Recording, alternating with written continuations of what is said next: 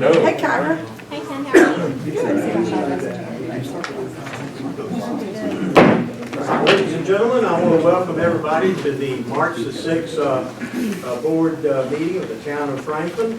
And to start off, I have asked the scouts from Troop 235 to lead us in the Pledge of Allegiance. And welcome. Glad to have y'all with us. Salute. There's the flag. Switch hands. Okay. I pledge allegiance To the flag of the United States of America and to the republic for which it stands, one nation, under God, indivisible, with liberty and justice for all. Thank y'all so much.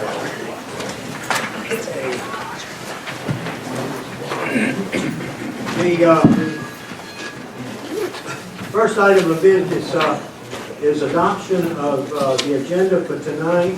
I need a motion. I want to add a resolution G regarding nonpartisan elections. Do I have a motion to add G to the agenda tonight?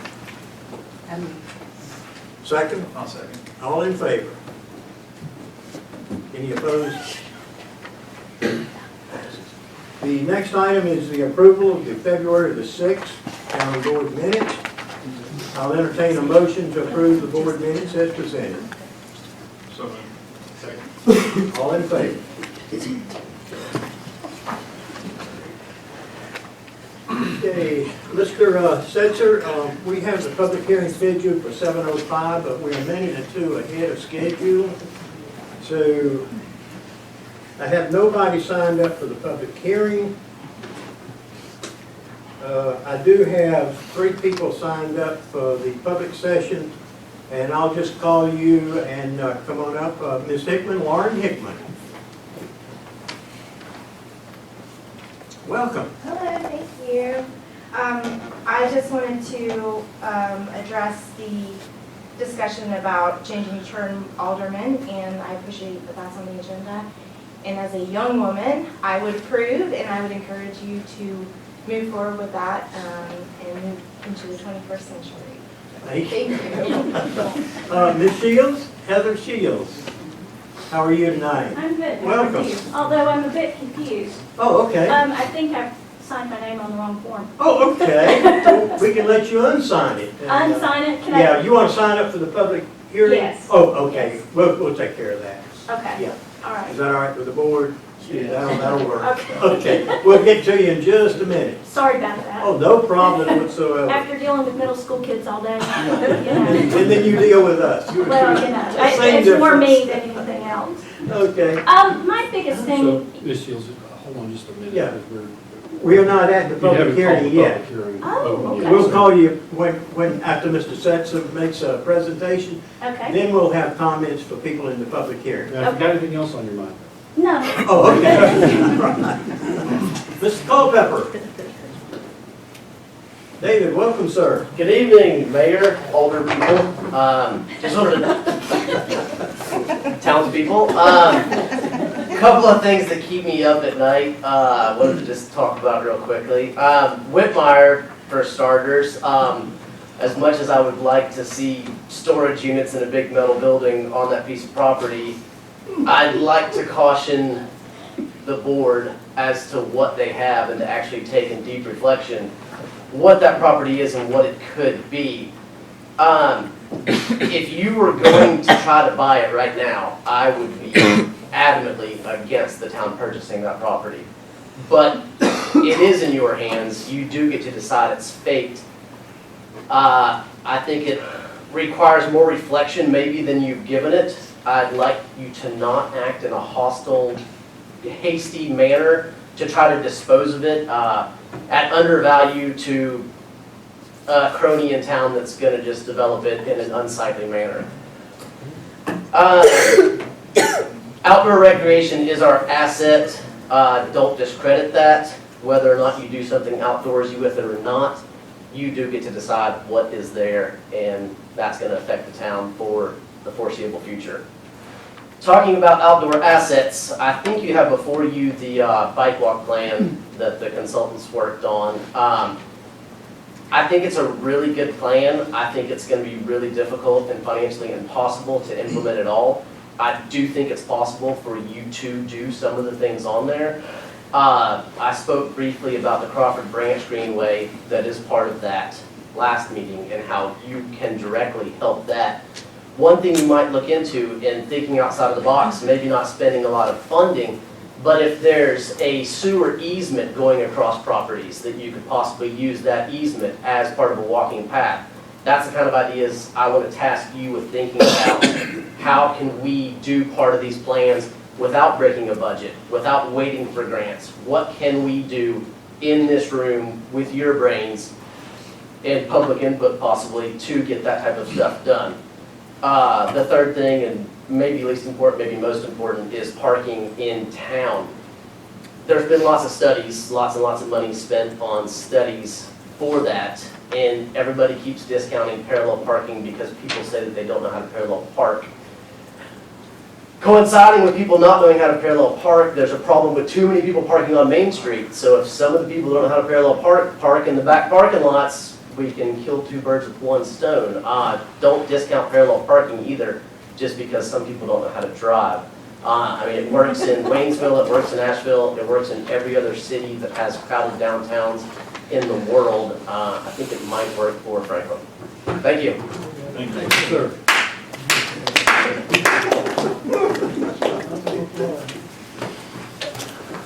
Okay. All right. I now have 7:05, time for the public hearing. We'll have 7:05. This is for a rezoning petition for Warren Street and Georgia Road. I'll now declare the public hearing open. Mr. Setzer, you're up, sir. Good evening, Board and Mayor. Now, before you now have a petition from Mr. Kenneth Kopp for rezoning of these 7 parcels, which is at the intersection of Maple, Georgia Road, and Waya Street.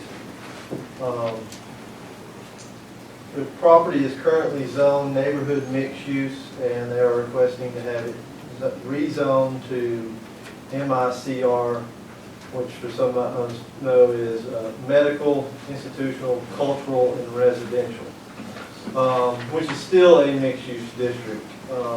In your package, you'll see, you should see an attached map of the highlighted parcels in blue, along with a attached map showing the current zoning, which is the orange color, that's neighborhood mixed use. This was a third-party rezoning initiated by Mr. Kopp, and certified letters were sent to all the property owners that are being affected, and registered mail was sent to property owners that are adjoining the 7 affected parcels. And the receipt has come back for all those parcels. You should also see in your packet the excerpts from the UDO of the difference between neighborhood mixed use and MICR, on top of the findings of facts from the planning board and the consistency statement for this as well, if you seem to approve the rezoning. Any questions of Mr. Setzer? Ms. Shields, you had a comment? Would like to comment? Someone? Okay, he's tall. First of all, let me say that I live on Hillcrest Avenue, which is, if you're standing on the Georgia Road in front of the tattoo parlor, looking straight up, I live on that road.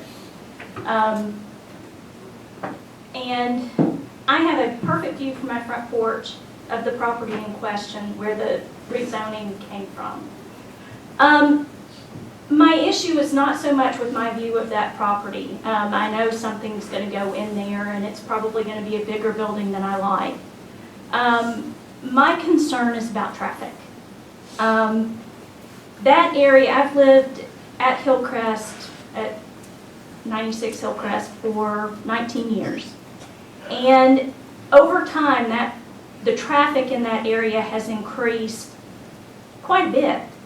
It began when Dr. Davis opened his office, and that didn't have a lot of impact because you pretty well schedule appointments in a small amount of time. I mean, you don't have that many people there at a time.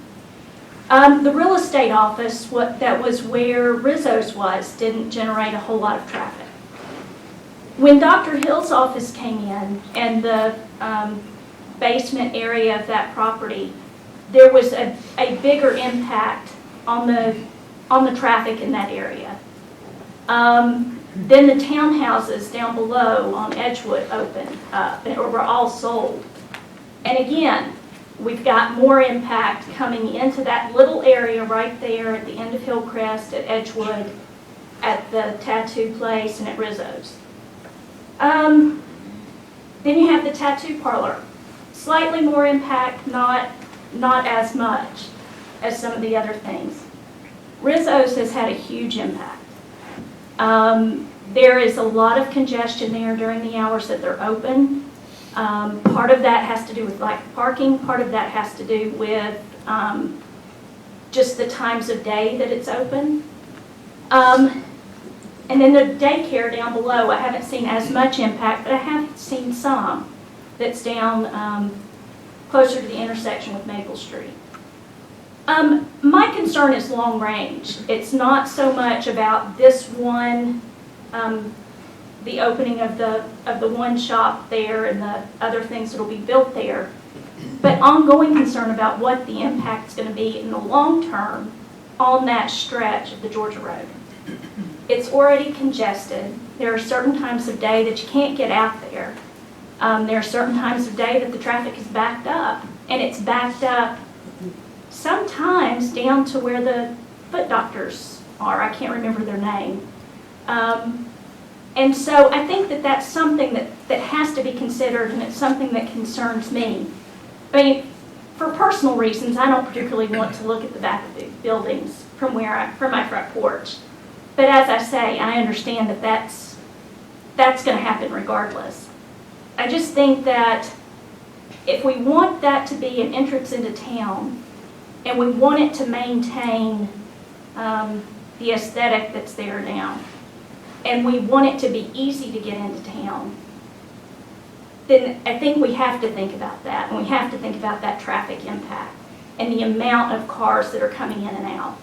And I know the planning board probably has more information than I have, so there may be things that I am not aware of.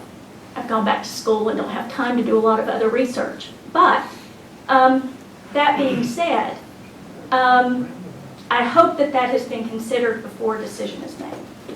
Thank you very much. Any questions of Ms. Shields? Okay. All right. Let's Pardon? Oh, I'm sorry. I thought somebody said something. Mr. Mayor, I don't know whether the applicant want to address this or typically the applicant. I would like to, the DOT is planning on taking about a third of that property for a roundabout, which is supposed to alleviate that Maple Street traffic, slow people down to the high school. I think two of them actually, I remember one by the high school. Definitely have contact with us. In that lower section, unfortunately, the night. Do something else for them. Any further questions, comments?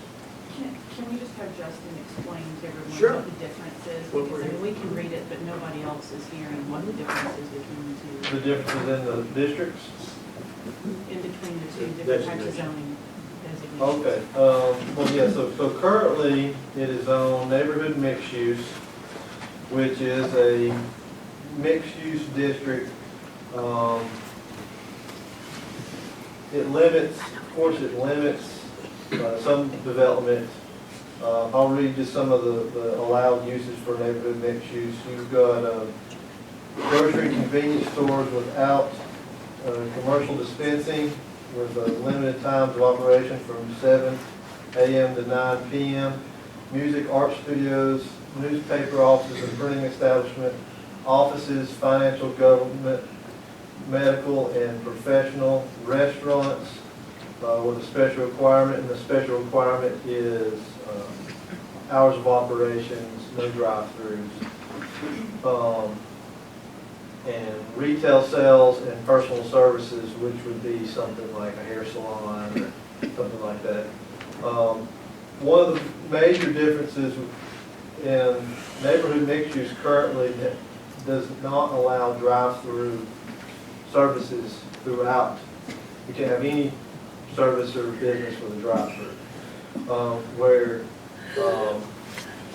MICR doesn't prohibit drive-throughs exclusively, but it still, under restaurants, still has a special requirement, which is the same special requirements, which still doesn't allow a restaurant with a drive-through. But with MICR, you add assisted living facilities, civic center and cultural art facilities, community college facilities, funeral homes, hospital clinics, music, art gallery studios, offices, professional, government, financial, parking lots, restaurants, retail sales, medically oriented, and school, business, technical, and vocational, and personal services. So there's a few, with adding the retail sales, medically oriented, the assisted living, civic centers, and then of course the school and the school aspects of it, or some of the added uses you can have in the MICR. They have the same setback rules, same lot dimension rules. A building, one of the other major differences is building footprints. Neighborhood mixed use has a limited footprint of 5,000 square feet for a footprint for a building, where MICR is standard with commercial of the max of 35,000 square foot gross floor area, which is the same as C1 and C2. So you can go up to that without having a special use permit. Are there any provisions for screening in this enable? Yeah, all the screen provisions that we have in the UDO would still apply to this zone. So if it was an issue, it still require screen between residential and if it become a commercial use. Also in the sign ordinance, in the residential and the mixed-use district, signs, freestanding signs are limited to 6 feet high. So that wouldn't change if it's going from neighborhood mixed use or MICR. If it was going to commercial, then that's where you can get up to the 18-foot signs. So the impact on signs isn't going to change any at all. So it's the same for the screening and the signs for both the districts? Yeah. Anything else? No further questions? That's it, thank you. There being no further, I'll declare the public hearing closed. Okay. All right, new business. All right, we need board action on the rezoning petition for Warrior Street and Georgia Road. Any further discussion from the board? Here's the big nine. Counselor, you want to provide us with the motion? Yes, Mr. Mayor, presuming that the board is motion is in favor of adoption of the map amendment, it would be to adopt the amendment in addition to the planning board's recommendation and consistency statement. Okay. Entertain a motion to that effect. So moved. So moved. There a second? I'll second. All in favor? Okay. That passes. Get that, Mr. Cook? Okay. The adoption of the comprehensive plan for bicyclists and pedestrians. Mr. Setzer, you're back up, sir. So last month, we had a good presentation from Ms. Christy Carter of JMT Engineering on our bike plan that we've been working on. Been doing it for a while. It's I think it's a great plan. There's a lot of work put into it. A real pretty enthusiastic steering committee. Had lots of meetings. Every just to add some things that, from what Christie said, everything in this plan is projects and ideas that have come from the citizens of Franklin and Macon County. So, and then they took all these projects and put them through a ranking system that the consultants came up with, and that's how we come up with the different rankings for the projects from 1 through 22.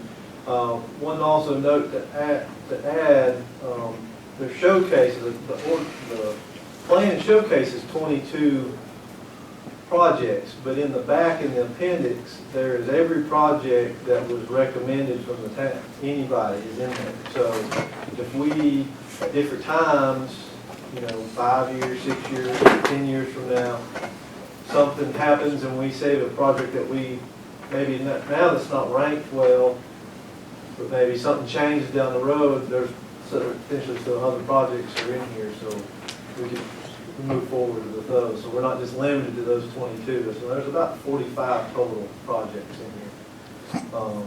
Which some of these projects are already potentially in the option to be built now with some of the projects that DOT is going to be doing in the next round through the prioritization.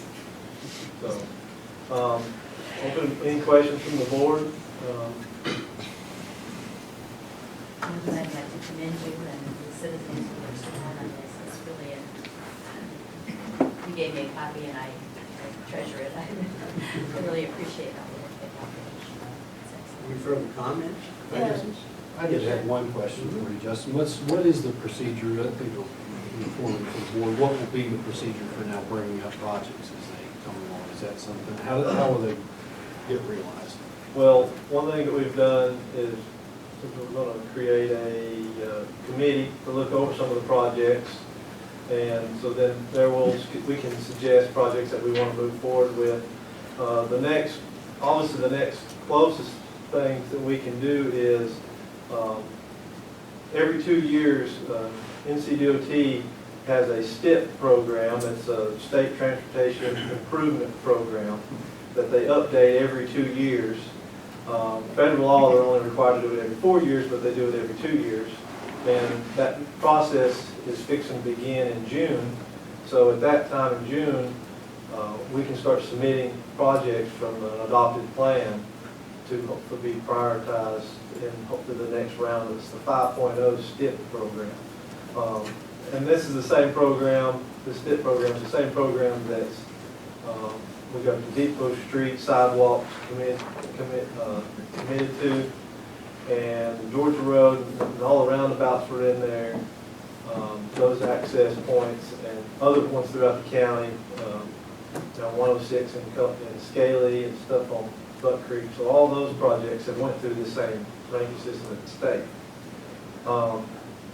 So if we come up with which ones we want to submit, we submit those there. And we can't probably submit every single one of them, but we can we probably submit up to probably about 5 this time. And I've also got some that I think the higher ranked ones that I think we have a good chance of getting built. But then there's other projects in there that we're going to have to on town streets ourselves that we would have to do ourselves. That would be through grants or through bonds or just through PAL bill money that we have. So there's lots of different funding options that we can go from. It's not just all town responsibility to build all these. One thing is to remember though, anytime any bike and pedestrian project goes through the STIP program at the state, municipalities have to have a 20% match. So if there's one that's a large project, which some of them are large, it would might in the future, if we think we're going to have a good chance of doing that, but something we're going to have to look at budgeting for that 20% depending on the amounts. Yes, ma'am. Mr. Mayor and Board, if I may take that a step further, one thing to note too with this plan is maybe to use this as a tool for the town of Franklin for potential partnership opportunities, because it is a wide range plan, which is what we needed, but there's also different partnerships that may be involved, which could be NCDOT, which could be Macon County. As Mr. Setzer alluded to earlier, this is also a good tool to use for your RPO points. But let's just keep that in mind. This is more of a great way to start partnerships to help with some of the funding, so it's not the sole burden of the town. Further questions? Comments? Thank you, Mr. Setzer. All right. Pardon? I'm getting ready to call for the motion. All right, do I hear a motion to adopt the comprehensive plan for bicyclists and pedestrians as presented?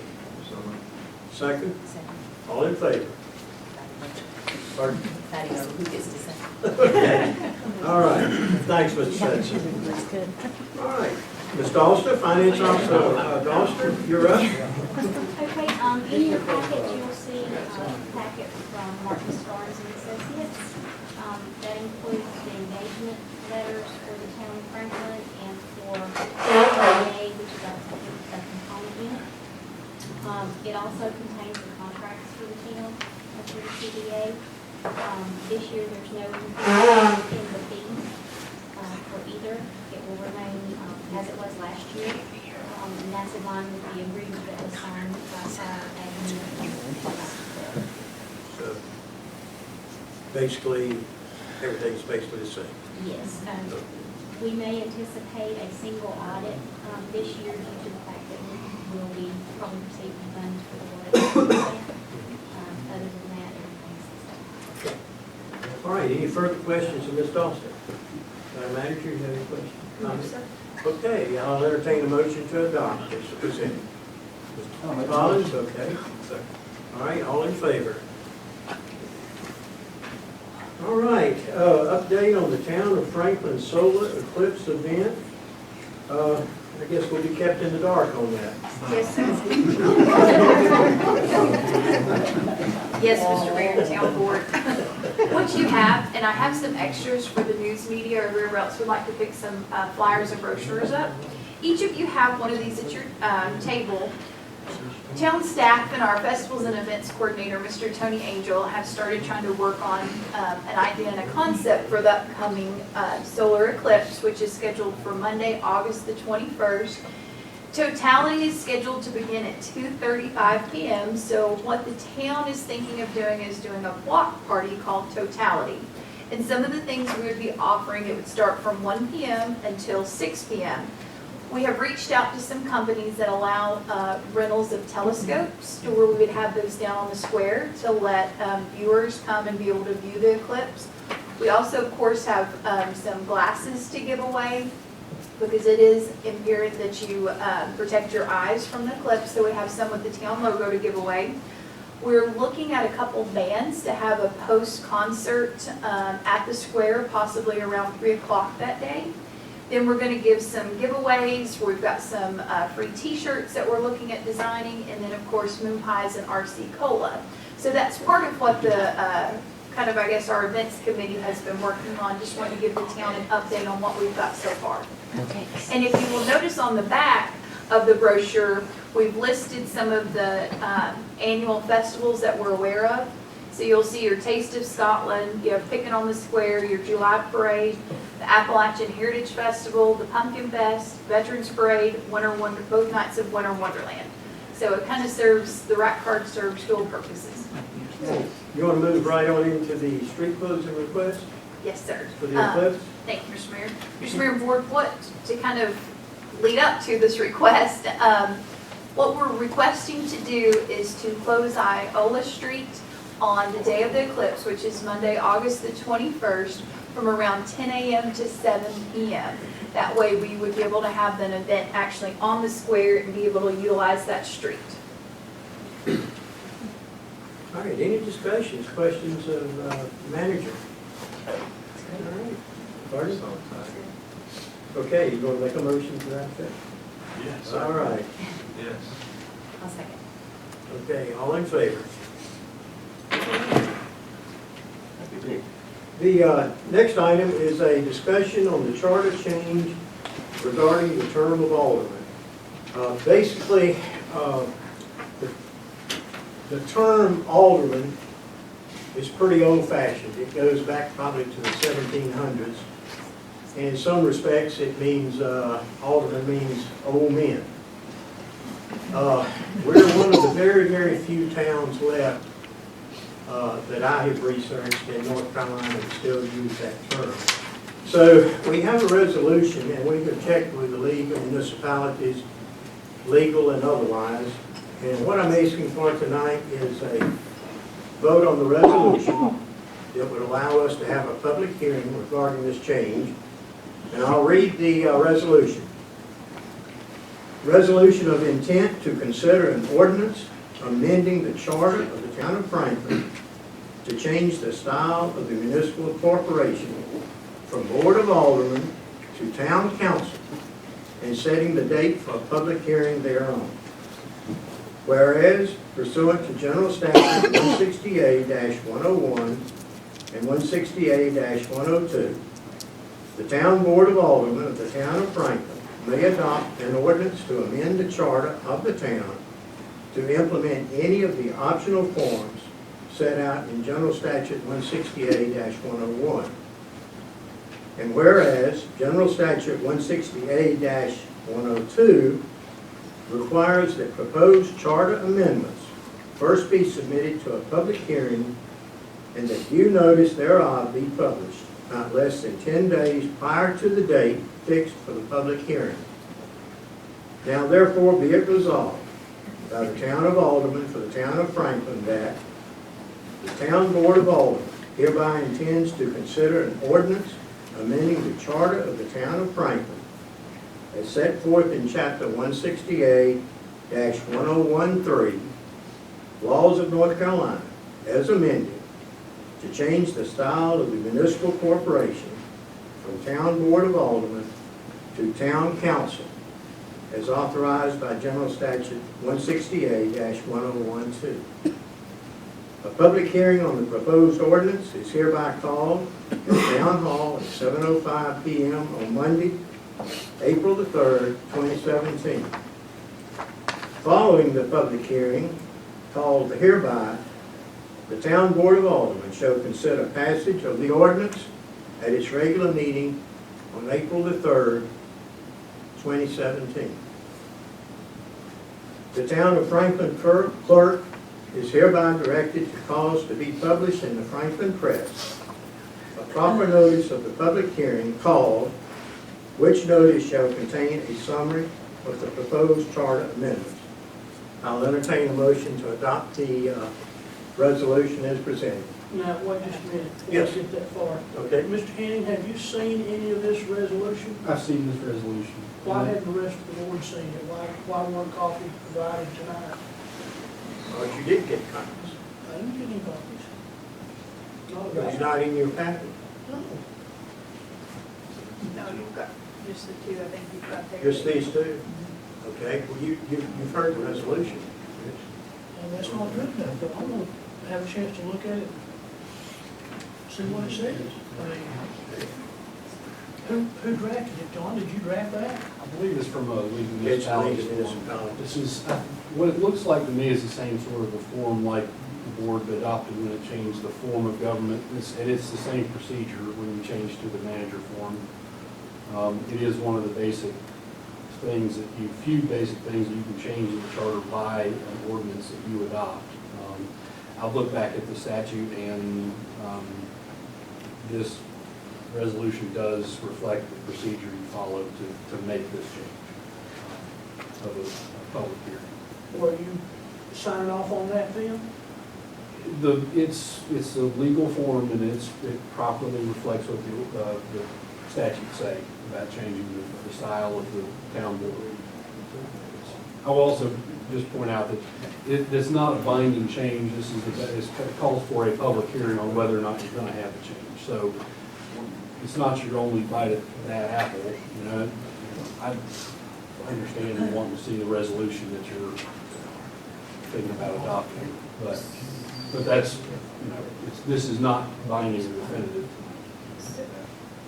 So, Mr. Mayor, Board, and Council, if I may, would it be maybe more appropriate if the board was so inclined to set a public hearing versus adopting a resolution? This resolution is Allows them to do so? it's a resolution expressing the intent to change the style, but to do so, you have to have a public hearing to consider the question. As I understand it, all this is doing is saying we can have the public hearing to see if we're going to change it. That's correct. Well, I'd like to make a motion in support of this. Is there a second? Second. All in favor? All opposed? The record show there was one opposition. Okay.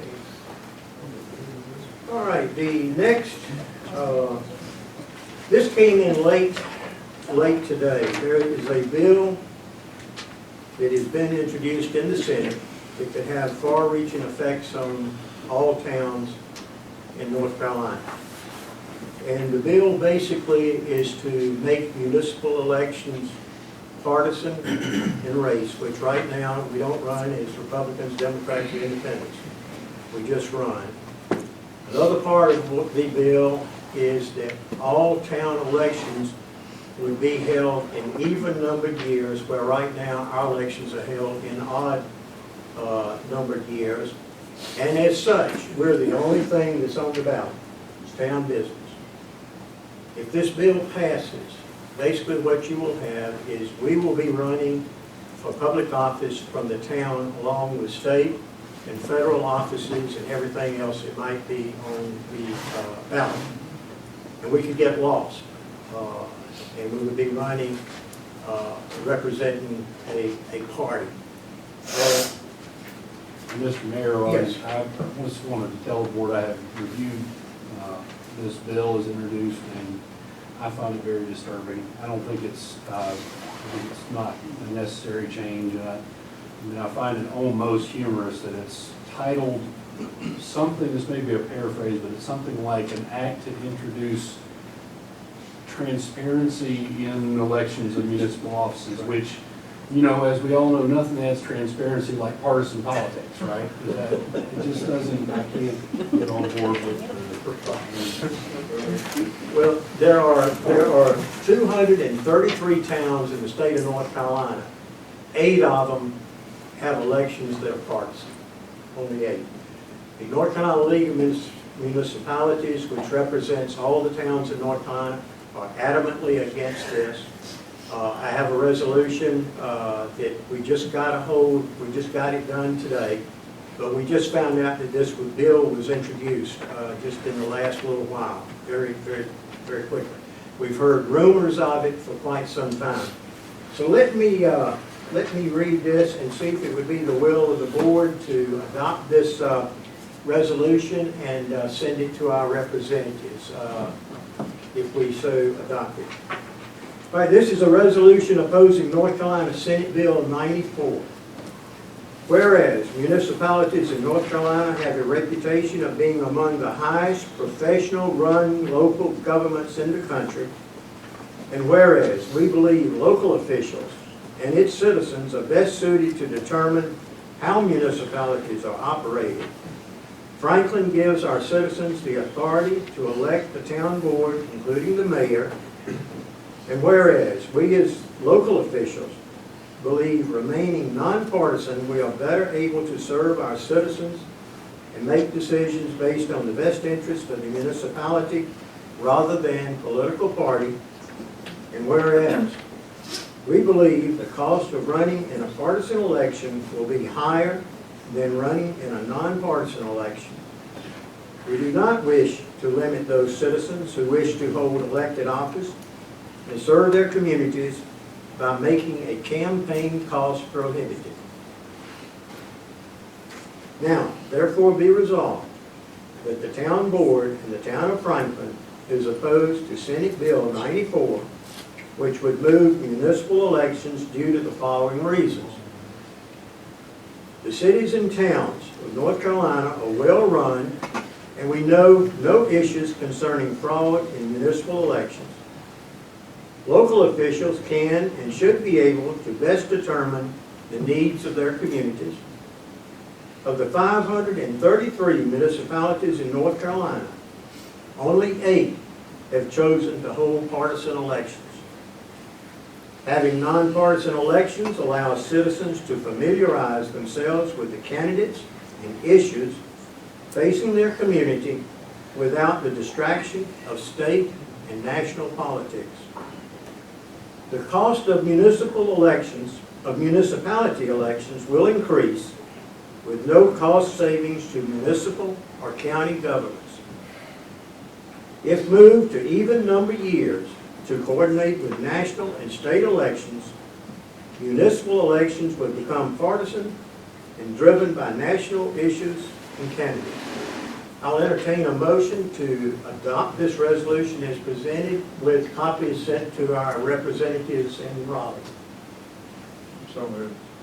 Second, any discussion? Is this, what is the origins of this, of this resolution? It's come up, we talked about it in the retreat, that Oh, this was I being, agree, it did, Yeah. but as far as that, was that language from the board, I mean, yes, the league, relief, yes, that's kind of a model resolution? it is. I think they said it was actually a sample resolution. Yeah. Yeah, yeah. And this has gone all, I think every town just about in the state is opposed to this move. Any further questions? Any? Just a minute, we'll get you in just a minute. Okay, no further questions. I'll call for the vote. All in favor?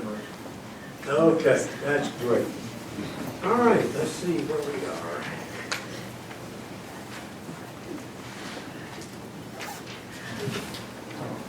Okay, Counselor, I believe you're up with a ordinance pertaining to speed limits in the town of Franklin. Yes, Mr. Mayor, the ordinance you have in front of you is, for starters, I want to point out just a little bit of housekeeping. You see at the top, I've added an ordinance number. A lot of municipalities do this. I've been thinking about doing it for a long time, and I'm finally seizing on to this moment to do it, if it's okay with the board. I think it'll help us keep these things a little more organized in the future. So if that's okay with you, I'm going to continue to just number them simply as the year and the number of ordinances that we passed. Is everybody okay with that? The purpose of this is that there is a schedule as part of your traffic code that sets out the speed limits that you have adopted. And the way it does it is that it has Schedule 2A is the general speed limit is 35 miles an hour unless otherwise posted. It's otherwise posted if you, as a board, determine that a town street needs a different speed limit. There are two different speed limits, actually three different speed limits in Schedule 2A. It's 20 miles an hour if you set up a street or a portion thereof, and 2A will be listed as 20 miles an hour.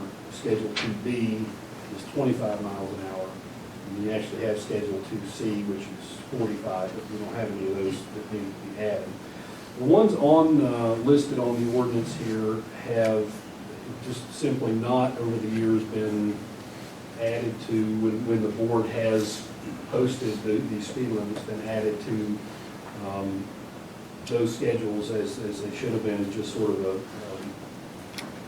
means of keeping up with it and posting that this is our posted speed limit. This is based upon Mr. Setzer having gone out and researched what is the posted speed limit on all of these streets. And so this would reflect what has been your posted speed limit. Now, that's entirely in the discretion of the board, and if you want to take some time and think about whether or not that's still the speed limit you want on all of the streets, you can slow down and let you have time to consider that. But if you adopt this ordinance, it will get put back into the ordinance book, the posted speed limits on each of these streets as you have them right now. The one I don't know about, and actually I need to ask Justin about, is Mimosa Drive is listed on the Powell bill list as 15 and 25. Is there some portion of Mimosa that's 15 miles an hour? Yeah, it's, you turn off Mimosa and head up off of West Palmer, it's 25.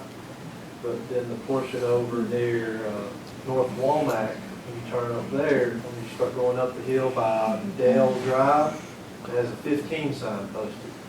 And of course, we don't have 15 listed anywhere. So that was the kind of the only really odd one that I found when I was out inventory. So a street that's not listed on here, like Bidwell. Is it? The reason you don't see Bidwell on there is it's one of the ones that was on the list, and actually, we do have it set speed limit on in the ordinance book already. I started to put them all in here as they already were, but it just would have been more confusing than helpful.